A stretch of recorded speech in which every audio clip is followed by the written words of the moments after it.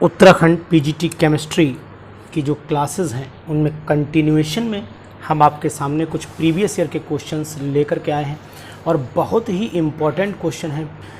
ये previous year के questions हैं, इनको लगाइए और आपको बेनिफिट ज़रूर मिलेगा। तो ये कुछ क्वेश्चंस मैं आज डिस्कशन करूंगा, इसी सीरीज़ को कंटिन्यू रखूंगा क्योंकि इसमें लगभग जो क्वेश्चंस बच्चों ने मुझे भेजे हैं उन्हीं क्वेश्चंस के आधार पर मैंने ये सीरीज़ स्टार्ट की है और इसको आप ज़रूर लगाएं। Previous year questions of Uttarakhand PGT chemistry. तो पहला क्वेश्चन आपके सामने आपकी स्क्रीन पर है और पहला क्वेश्चन क्या कह रहा है वो ज़रा देख लीजिए आपको समझ में आएगा। Which of the following orbital is associated with n is equal to 5 और l इज इक्वल टू 3।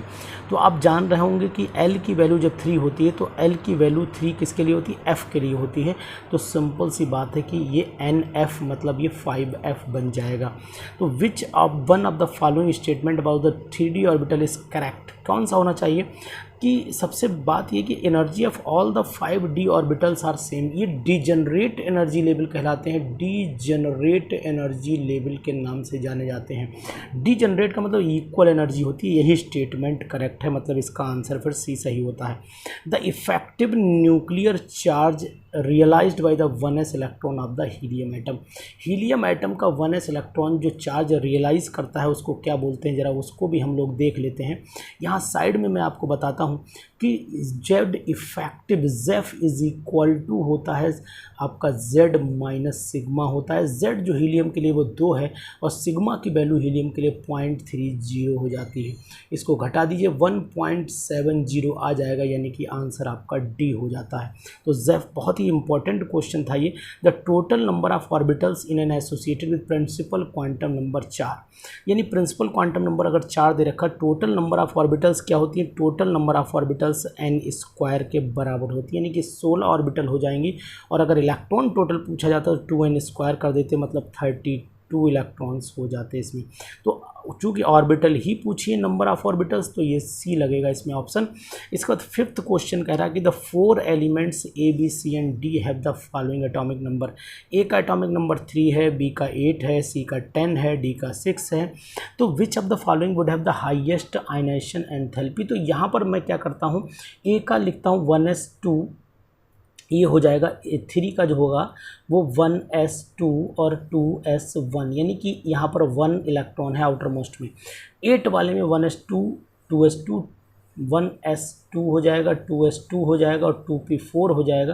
तो ये ऑक्सीजन का हो गया। यहाँ ये सी वाला जो ऑप्शन है ये 10 हो गया, 1s2 2s2 2p6, यानी ये स्टेबल कन्फिगरेशन को गेन कर रहा है। तो इसका आंसर फिर सी का सी ही सही होगा, ये ध्यान रखिएगा। स्टेबल नोबल गैस कन्फिगरेशन को गेन कर रहा है, ये स्टेबल कन्फिगरेशन को गेन कर रहा है, इसीलिए ये इसकी आयनाइजेशन एंथैल्पी ज़्यादा हो जाएगी। एक क्वेश्चन ये वाला है कि आपने the covalent radii of the carbon atom and oxygen atom, ये कोवेलेंट रेडियस दिए हैं कार्बन एटम और इसमें करना क्या है, इसका फार्मूला में हम आपको बता दे रहे हैं, बहुत सिंपल फार्मूला है। इसमें आपको ये करना है कि जो रेडियस इन दोनों का है वो जोड़ देना है, यानी कि 0.77 प्लस 0.74 जोड़ देना है और चला जोड़ के मैं बताता हूँ आपको, फिर आप कितना करेंगे वो आपको समझाता हूँ वैल्यूज़। तो ये आपका हो गया फार्मूला, आपको पता है डिस्टेंस, यानी कि डी यहीं लिख रहा हूँ, D is equal to D CO की वैल्यू है ना, DCO इज़ इक्वल टू हो जाएगा RC प्लस RO, ये 1 में हो जाएगा। उसके बाद हो जाएगा आपका माइनस का 0.09 और ब्रैकेट में हो जाएगा आपका EA माइनस EB, यानी ये हो गया आपका EA माइनस EB। यानी कि सिंपल सी बात यह है कि यहाँ पर जो वैल्यूज़ आएंगी वो क्या आएंगी, वो बहुत ही इंपॉर्टेंट मायने रखती हैं आपके लिए कहीं ना कहीं। ये EB को आप ऐसे भी बोल सकते हैं कि जो वैल्यूज़ आएंगी वो कैसे आएंगी, वो देखो यहाँ पर मैं आपको बताता हूँ कि अब ये हो गया आपका पॉइंट, ये इलेक्ट्रोनेगेटिव एटम हो गया ना, सी का मान लो ये EB है, सी वो हो गया, चलिए ठीक है। तो ये अब आपकी वैल्यू हो गई यहाँ पर सिंपल सा 0.77 प्लस 0.74 माइनस 0.09 और ये इसमें से घटा दीजिए, यानी कि 3.5 में से 2.5, ये इंटू 1 बचा। तो अब आपका हो गया 0.77 और 0.74, यानी 7 4 11 का 1 हाथ से लगा 1 हो गया, 7 14 15 हो गया, 1.51 हो गया इसमें से, घटा दी 0.09 घटा दीजिए तो 11 में से 2 बचा और यहाँ पर 4 बचा, 1.42 आंसर यानी कि सी वाला सही हो जाना चाहिए। तो ये मैंने आपको पूरा तरीके से समझा भी दिया है, आपको कैलकुलेशन भी बता दी है, तो इसका आंसर आप आसानी से कैलकुलेट कर लेंगे। बहुत ही इंपॉर्टेंट क्वेश्चन आपको करवा रहा हूँ, तो सीरीज़ को बिल्कुल छोड़िएगा नहीं, लगातार आप सीरीज़ में बने रहिए, आपको बेनिफिट मिल रहा है और आप अपनी तैयारी में लगातार लगे हुए हैं। Electronic configuration of some neutral atoms are given below. Some neutral atom का दिया हुआ है, which of the following will have the lowest energy.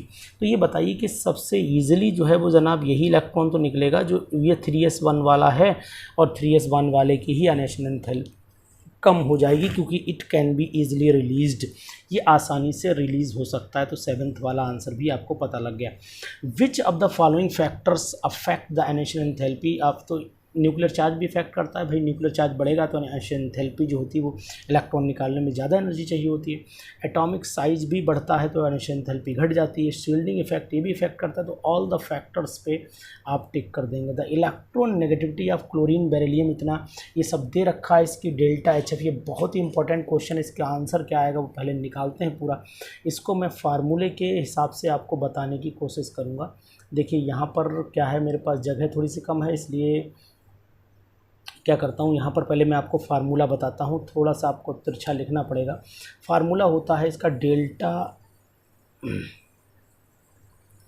Pen सही कर लेता हूँ, इसका फार्मूला डेल्टा, चलिए इस पन्ने पे नहीं चल रहा है लेकिन मैं यहाँ पर लिखने की कोशिश करता हूँ, यहाँ पर लिखने की कोशिश करता हूँ। देखिए ये फार्मूला होता है delta HF is equal to हो जाता है 23 × 2, है ना, 2 फिर सिग्मा हो जाता है, फिर अंदर हो जाएगा ये इलेक्ट्रोनेगेटिव पावर ऑफ बेरिलियम हो जाएगी minus electronegativity power of chlorine का होल स्क्वायर हो जाएगा minus 55.4 number of nitrogen atom हो जाएगा, उसके बाद minus 26 number of nitro oxygen atom हो जाएगा।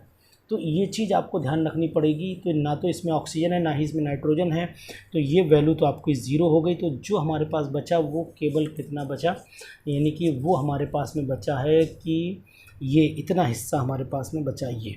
तो अब इसमें वैल्यूज़ पुट कर देते हैं। इसमें जब वैल्यू पुट करेंगे तो ये 23, यहाँ पर एक्स बेरिलियम की वैल्यू रख दीजिएगा 3.2 दे रखी, देखिए बेरिलियम की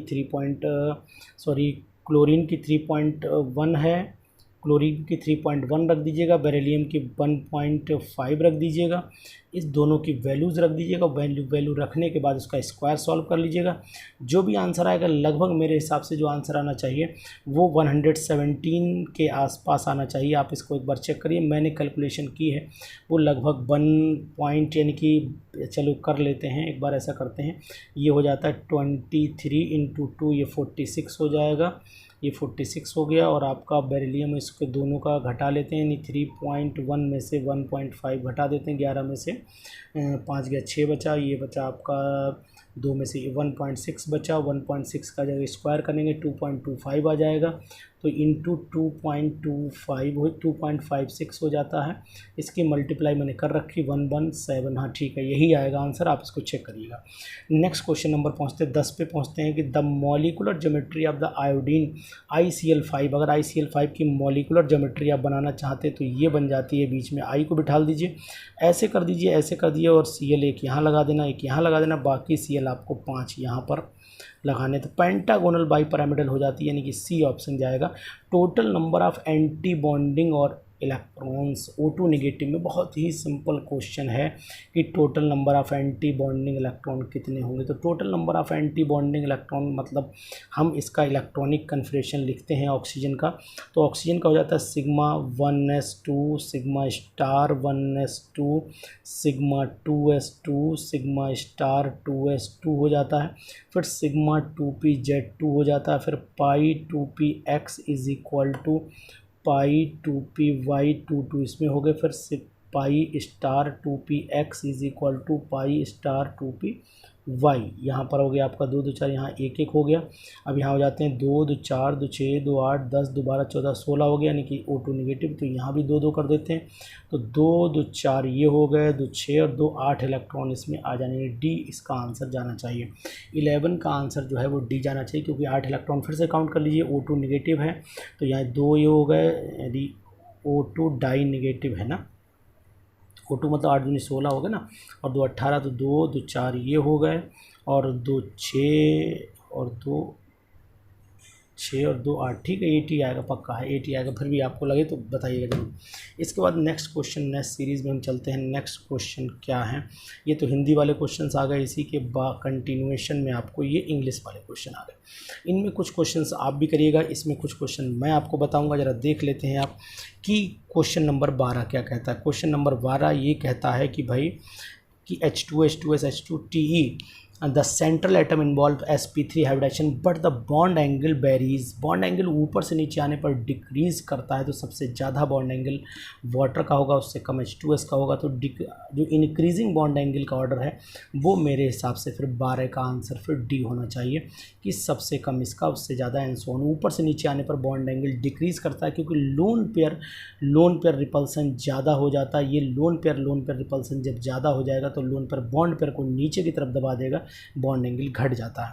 इसके बाद क्वेश्चन नंबर 13 पे आइए, following reaction is responsible for the carbon 14 in the atmosphere is, तो अब ये नाइट्रोजन इसको किससे बम्बार्डिंग करें, तो सिंपल फिलिंग करनी है। यहाँ पर टोटल 14 हैं और यहाँ पर 14 15 हैं, यानी कि नीचे अगर हम 0 और 1 कर देते हैं तो फिलिंग हो जाएगी, यानी न्यूट्रॉन का यहाँ पर कंसिडरेशन होगा। गामा रेज जो होती हैं वो क्या होती हैं, हाई एनर्जी प्रोटॉन होते हैं ना, ऐसा नहीं, high energy electron, low energy, ये हाई एनर्जी इलेक्ट्रोमैग्नेटिक वेव्स होती हैं। तो ये आप जान ली, हाई एनर्जी इलेक्ट्रोमैग्नेटिक वेव्स, यानी कि 14 वाले का जो आंसर आना चाहिए वो हाई एनर्जी इलेक्ट्रोमैग्नेटिक वेव्स पे जाना चाहिए। आप भी बताइएगा, कहीं ऐसा नहीं लो एनर्जी इलेक्ट्रोमैग्नेटिक वेव हो, है ना, लेकिन मुझे हाई एनर्जी इलेक्ट्रोमैग्नेटिक वेव्स ही पता है। An alpha particle is emitted from, इसमें से एक अल्फा पार्टिकल निकाल दीजिए, तो 90 अब ऊपर रह गया 90 थोरियम बन गया, और ऊपर आपका 234 हो गया। Left and the number of neutron, अब 234 में से 90 घटा दीजिए तो आपका 4 ये बचा, और 13 में से 9 चला गया, 4 144 बचा, तो इसका आंसर फिर आपका सी हो जाना चाहिए, 15 वाले का आंसर सी हो जाना चाहिए, है ना। उसके बाद यूजिंग 16वां क्वेश्चन क्या कहता है, देखें, using the standard इलेक्ट्रोपोटेंशियल redox couple find out which of the following is most powerful reducing, जिसकी वैल्यू नेगेटिव में ज़्यादा होगी। नेगेटिव में वैल्यू ज़्यादा इसमें पोटेशियम की दिख रही है, और पोटेशियम ही अच्छा रिड्यूसिंग एजेंट माना जाता है, तो potassium is good reducing agent, that's why answer is B हो जाएगा, इसका आंसर बी लगाइएगा।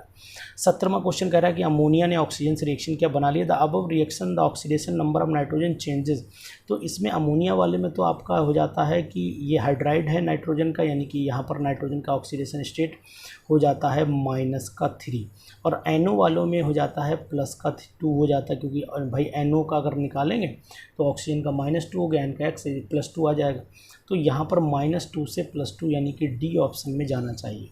18 क्वेश्चन कहता है what is the purpose of salt bridge, it maintains the electricity, it maintain the neutrality, और इट कंप्लीट द सर्किट, तो prevent the migration, prevent the flow of electron, it allows the migration, it allows the electric flow, ये electric flow को करता है, it allows the ion migration नहीं होता, it prevent the electric flow, it prevent the ion migration ना, तो ये it allows the electric, it complete the circuit, यानी कि इलेक्ट्रॉन्स फ्लो को कंप्लीट करता है। ये आयन का माइग्रेशन तो करता ही करता है, लेकिन ion, it allows the ion migration, एक आयन इसमें जाएगा और एक आयन इस तरीके से आएगा, तो इसमें it allows the electron flow, electron के फ्लो को कंप्लीट करता है, it maintains the electrical neutrality, migration of ions भी होता है।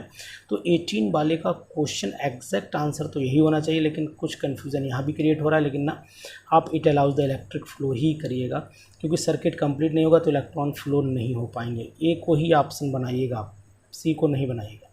Arrange the following elements in increasing order of their electronegativity. तो इलेक्ट्रोनेगेटिव पावर ऊपर से नीचे आने पर घटती है भाई साहब।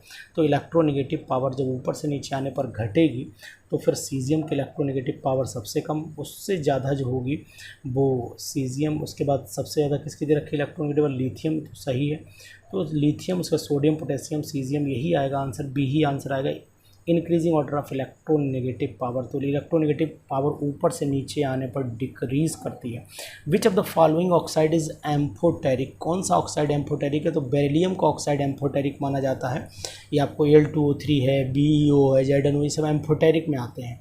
वो which can react with both acid, ये एसिड से भी रिएक्शन कर लेते हैं और बेस से भी रिएक्शन कर लेते हैं, वही एम्फोटेरिक ऑक्साइड कहलाते हैं। Indicate the element which does not form hydride by the direct heating with hydrogen. Direct heating से बेरिलियम ही हाइड्राइड नहीं बनाता, बाकी सब बना लेते हैं। Very very important question.